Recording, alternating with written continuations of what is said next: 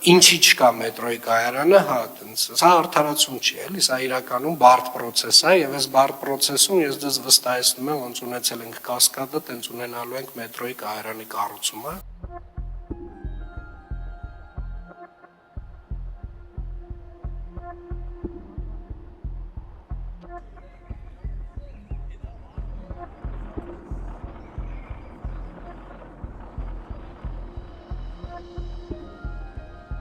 Դա նախընտրական խոստում էլ չի, դա տրամաբանությունն է մետրոյի զարգացման, դա տրամաբանությունն է Երևան քաղաքի զարգացման, եւ Երևան քաղաքը շարունակաբար, այո, կառուցելու է եւ Աջափնյակի կայարանը, կառուցելու է եւ Սուրմալուի մոտ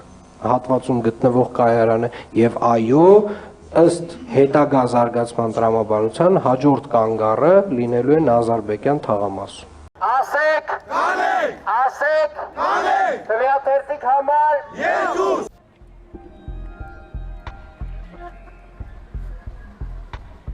4 տարում մենք մետրոն կունենանք։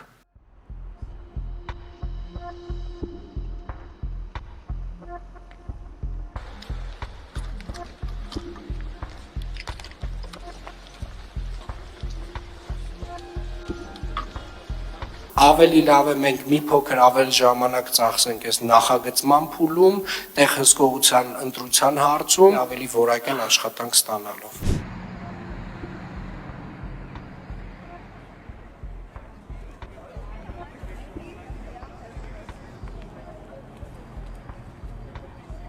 Երևան քաղաքի միջնաժամկետ, այսինքն 26-ից 28 թվականի ծախսերը, որոնք որ հաստատել է Երևան քաղաքի ավականին, հստակ փաստում եմ, այդ ծախսերի մեջ մետրոյի կառուցում չի եղել։